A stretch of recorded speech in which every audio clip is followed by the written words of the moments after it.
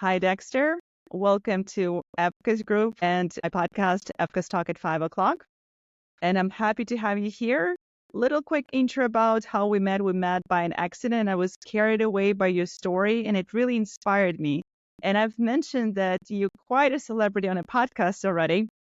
And I don't want to dive deeper into your business world. And you can feel free to share your inspirations and what your company is doing. But I would really want to dive behind the scene and dive into your true story, how it all started. Because when you told me this, I found it quite inspirational. And I think a lot of audience can really learn a lot from you. So without any further delays, I'll turn this to you. Okay, awesome. Thanks so much. And it's a pleasure to be here with you today. My name is Dexter Hardy. I'm the president and CTO at Ntegral Inc. We're headquartered in Atlanta, Georgia. And simply put, we help companies move to the cloud. One of the things that you mentioned was about our story and our, behind the scenes. The challenge, growing a business, keeping a business, moving in that up into the right category is something that we're always challenged with. So definitely glad to be here and want to share that with your listeners. Thanks. So let's take you back in time. And you've been doing this quite some time. I don't want to age you, but let's take The about gray hair helps out. let's take about 20 something years back and where you were, how the whole entire entrepreneurship journey started for you. Yeah, so start of the company was really, it's a pivotal time in my career. I was working with a major consulting organization as a technical architect. And at that time, it was really just focused on, getting out, doing what I was doing with them just independently. So I would say it was more so the start of the company was around independence and the independent contractor track. But shortly after that, we started building a team, focusing on customer value, adding customer value, and things of that nature. And so for the better part of, and that was the beginning of our saga, if you will. Saga. I love the word saga. So I know a lot of people right now, it's a kind of very difficult job market, and a lot of companies are firing people or, again, cutting costs right and left. And it's challenging for the job seekers to really find their perfect spot. And most of them, and at least a lot of people that I talk to, really looking into this consultancy journey. And it sounds intriguing and intimidating at the same time. It's like, oh my God, how can I leave this job with the security of the insurance and stability and 2 weeks of vacation a year, wow, and get into this kind of unknown waters? How did it feel to you back then? What was this kind of defining moment that really made your shift? Or you really had someone on your side kind of encourage you and be your stepping stone, or like that you can lean on to get into this lead? Yeah. So for me, it was more so one of my advisors or mentors was telling me, hey, if you stay within the consulting world, there's only two paths. One is, management, where you're going to be, on a partner track, or if you stay tech, you're pretty much at the high end of your tech. You just, go over, have some people reporting to you, but, and they were like, either this is at that time, it was like, the consultancy world was wide open and there was just a lot of opportunity. So, I was at a point in my life where I was like, you know what, I'll take the chance. And I took the leap of faith to kind of do it. But, looking back on it, what I would say to anyone that's looking at that journey, think about which area or aspect of that you really want to do. Do you want to be a consultant or an independent consultant where it's just you and you work hours based on the gigs that you get? Or are you, in fact, trying to be that entrepreneur and create a company? Those are two completely different paths. Obviously, I evolved our story over time and became, focused on the growing an organization and a company. But for anyone that's listening, you want to know that there's two different paths, distinctly different. So from the beginning, did you really knew from the early beginning that you want to actually start something big, or you just like play by the ear, see how it goes? So I actually knew from the beginning that I wanted to do something big, and I think that's part of that entrepreneur in me that's like, you have those big grand ideas. I was like, yeah, you'll see our name, our logo in the airport, and you're gonna, see us on billboards and all this great stuff. And this was, I always tell people that, people that start businesses are, you know, part magician, part, visionary, part daredevil, because you have to be able to think big. You have to be able to think outside the box, and you have to have confidence. Really, you can't just, need validation all the time around, the decision that you're making. You have to be able to, trust in yourself and make those decisions. Do you remember your very first, like a real hire? Or what was the moment when you felt like, oh my God, this is real? Like, this is really happening. Not like I'm envisioning this big dream and big boards, but it's actually happening. So I think the biggest part for me was we've had several different employees, and I don't know if the employee thing was the aha moment for me, but after we made the pivot, and this is the new version or the new chapter in our business. Mhm. We focused on, this was after COVID, we focused on how do you empower or enable consultants to do what they do better. So, and it's around the value proposition.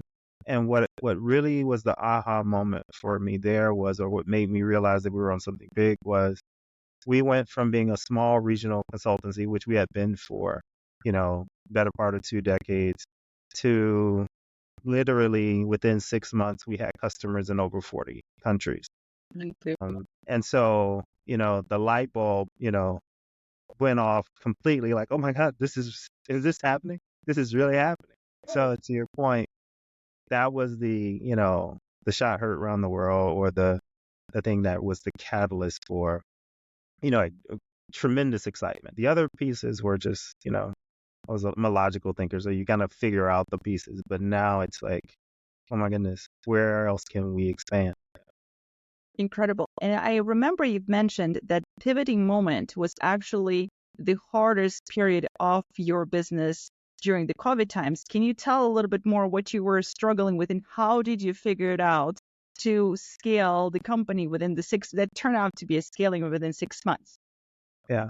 So, it all boiled down to I was, as a consultant, I'm working with an organization that actually contracted COVID. I was the main person leading one of the calls that we had with a major energy organization in the Southeast. And so there was no alternative. I had to be on the call. I'm sitting, I didn't turn my camera on. I have a blanket over my head.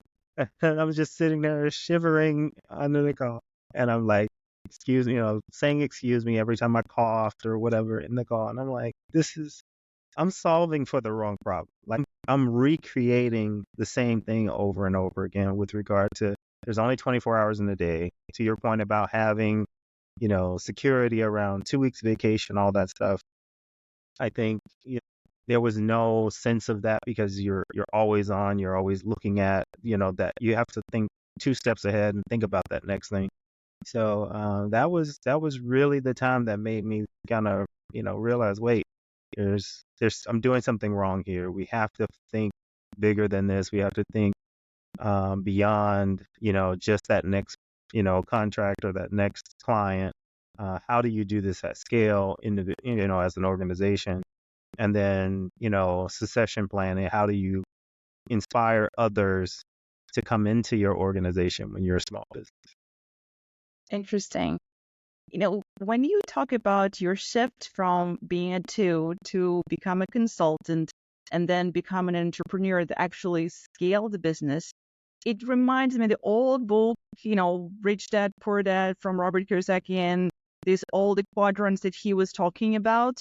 And I Hmm. know a lot of people got hung up on this for better or for worse. Yes, the definitely clear example of a living example of the dynamic and trajectory of evolvement of the career, right? From a W-2 employee to a kind of a self-employed consultant into the quadrants of business side of it. Yeah. And it's interesting that you really realize that you trade your effort for money, even as a W-2 or the independent consultant, but when you realize that your true value comes from serving others at scale, that's Yep, when it seems like the light bulb went on and you just took it in a completely new trajectory.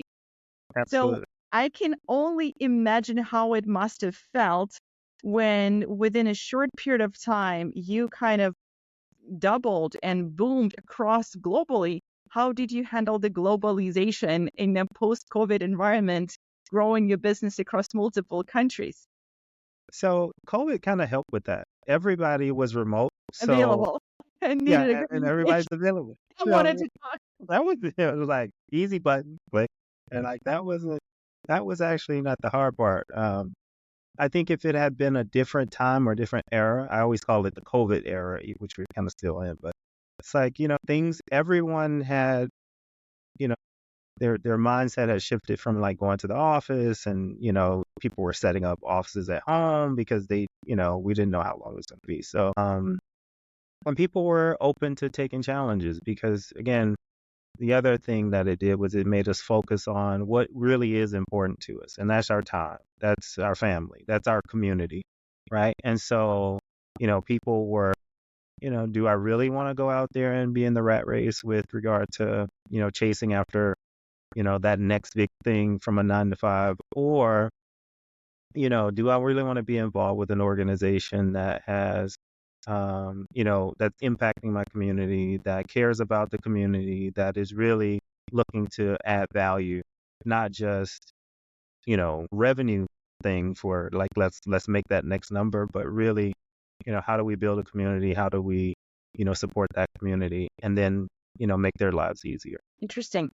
And as you grew your business, I'm curious. I mean, you're still were very small at the very beginning, and you had to staff people, recruit, engage, compete with the big brands, big logos.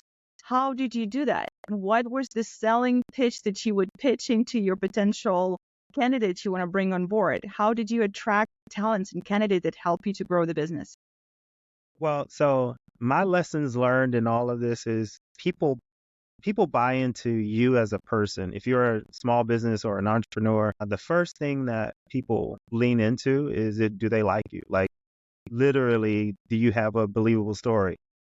I mean, because the other things they're table stakes. Like, are you gonna pay? Making payroll, all that stuff.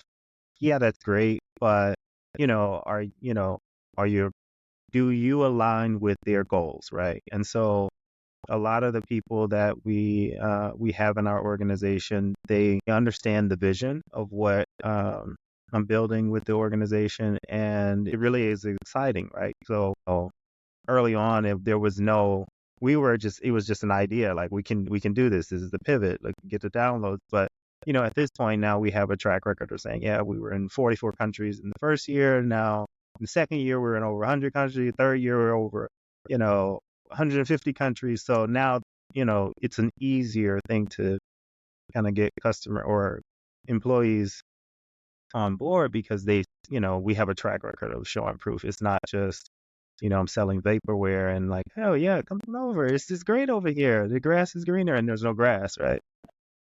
I've seen those too. So I hear in your story that you do value and what inspired you, the value, the freedom and being flexible, being able to spend the quality time with your family, give back to your community and don't spend enormous number of hours grinding. But now you also have the W-2 employees. You also have some consultants that do the grind for you. How do you balance this within your organization to kind of preserve the values that actually got you where you're at today? Yeah.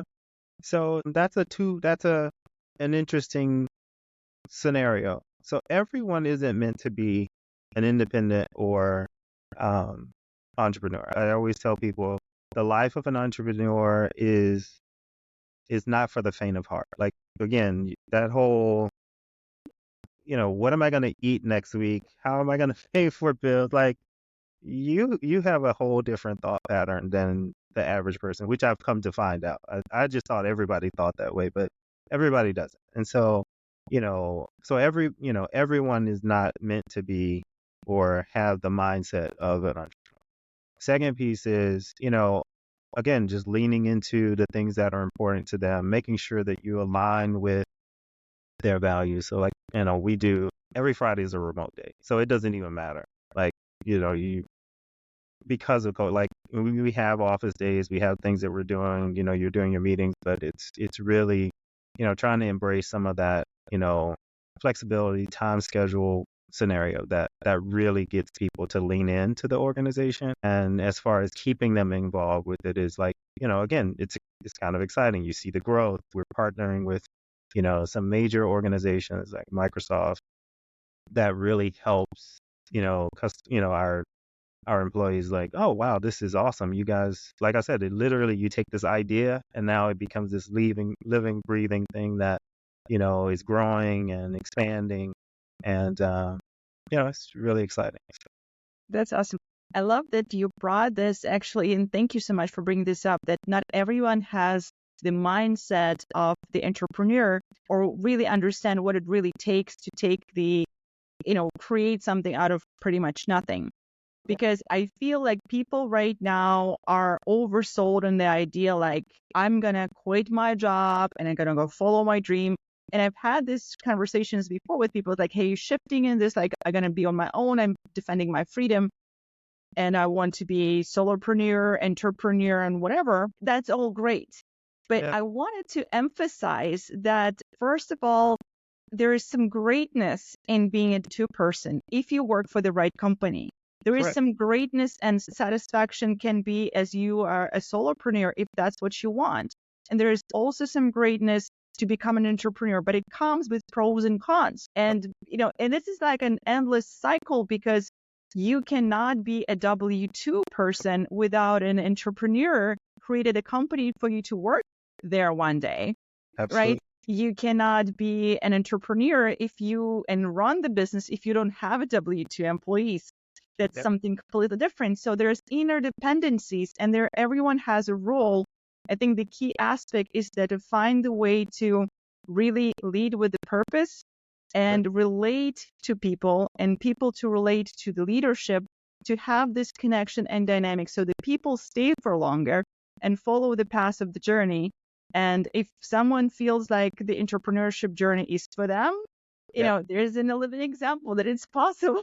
I'm all in for it. If you're an entrepreneur, there's, there's a, like I said, it takes a special mindset. You really, you really need to know that that's what you want to do. Because again, there's so many facets of, starting a business that people who are either a solopreneur or, just an independent consultant don't really think about. You got to think about HR. You got to think about labor laws. You got to think about, do you do 401k? Do you have like, that has no, I mean, technically it has nothing to do with, the idea that you had to kind of create, but it's part of the business, right? You have to, put on those hats and say, well, logistics, where's our office going to be? How many offices do we have? Computers for everyone. What systems do we use? So again, you have to start, you evolve from, you need, that tinkerer, entrepreneur, and then CEO hat. You need each one of those skill sets as you're building a company, and you just have to know when to turn up the lever on each phase of it to make sure that things grow and stay consistent. I'm curious, were there anything back in the day that kept you awake at night and made you so worried over your head that now when you look back, it seems to be very silly and you have something else that keeps you awake at night? So I think there's always something to kind of keep you awake at night. I do a good job of trying to stay active and working out. So when I go to sleep, I don't remember anything. You don't dream? I just pass out. I'm like, oh, it's morning. Okay. But A great way to handle stress. You just like exhaust yourself at the gym right before at the end of the day. So you just like done. Yeah, I'm done. There's no, you're going to sleep. Your body's like, I'm going to already to sleep. But all jokes aside, I think the things that used to bother me or that they used to keep me up was making sure that the customer was, happy with the work. And again, that still is something that I'm always mindful of.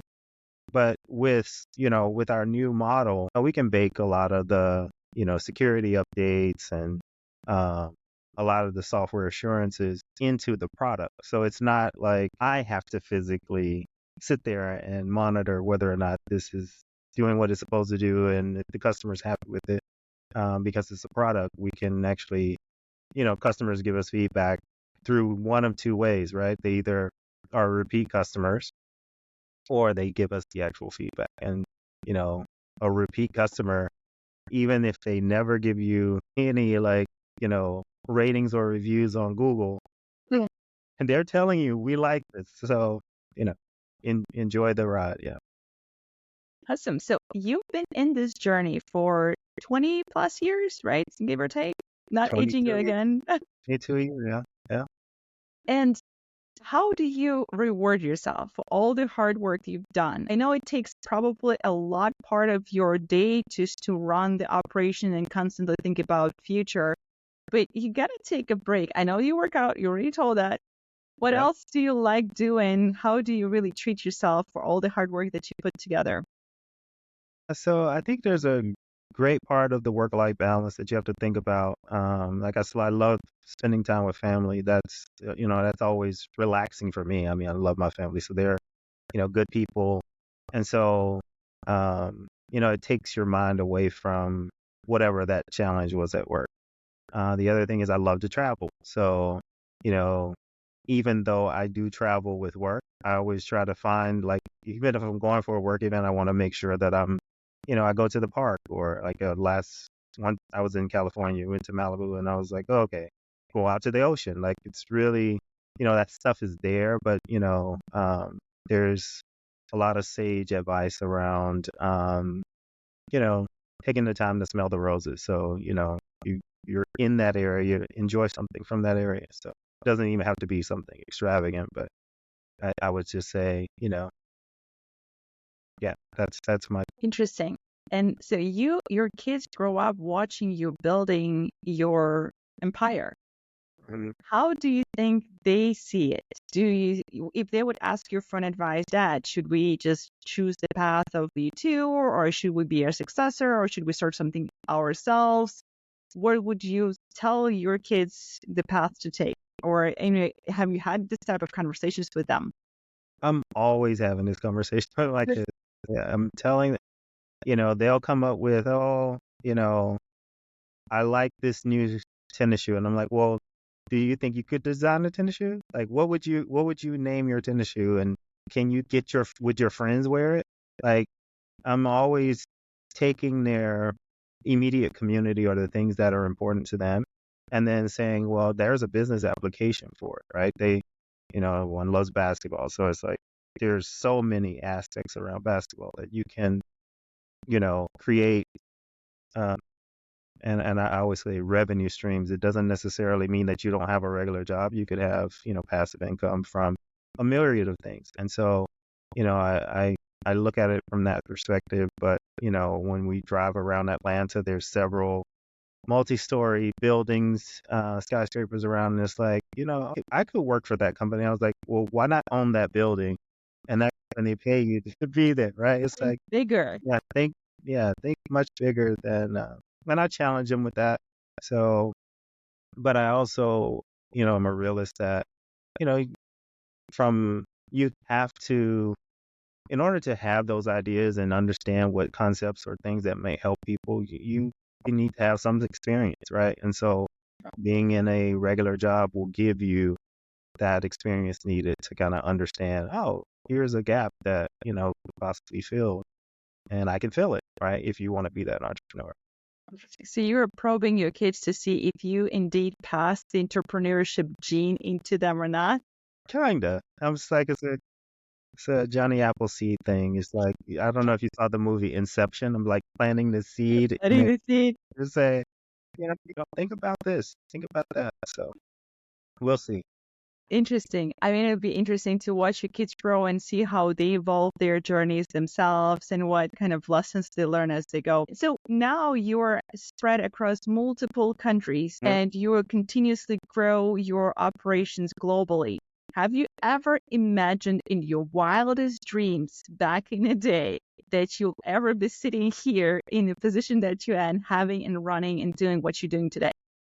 So no, like I said, I thought about like, oh, I want to have this company that, our logos in the airport. When you walk by, you kind of see it, but that's, I'm sure a lot of people have that. Like you walk through the airport, you see a logo, you're like, oh, I could do that. Right. But, to actually, have that within striking distance to something that you could actually achieve, sometimes I just touch myself because it is surreal. Like you have this idea and now it's taking off and you're getting, like I said, it's surreal. It's absolutely surreal. So where next do you want to see your logo to be placed on? Do you have a location, airport, site? Maybe a sporting arena, I could do that. Like, so to take a page out of my son's book, he's like basketball. So maybe one of the sports arenas, have our logo displayed in one of the major sporting Multiple, probably. or multiple. Yeah, Multiple. like all of All right. Think bigger, right? exactly. So you're always challenged to think bigger. Right? That's interesting. So what is the next biggest milestone that seems to be kind of achievable, but not quite within the reach for you? So, hmm, the next big thing that we're really focused on, or I'm focused on, really is I'll say it's in three pillars. It's community, product, and brand.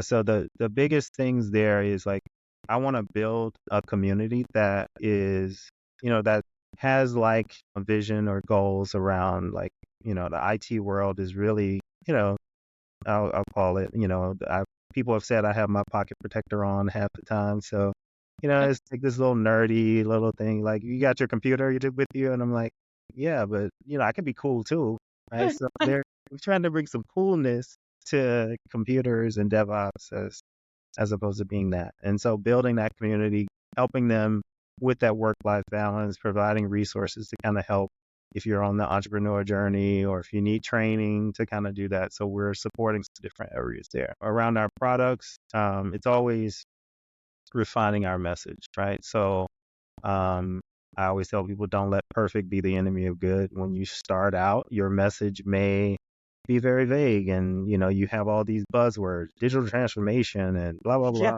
blah, AI, AIO, right? Like it's like you're creating these songs around all this stuff, but at the end of the day, customers want someone who understands them, right? You're able to understand what pain points they have, and through your organization or product or whatever it is you're doing, you're able to make their day or life easier, right? So that they can have work-life balance and enjoy time at home and family and all that stuff.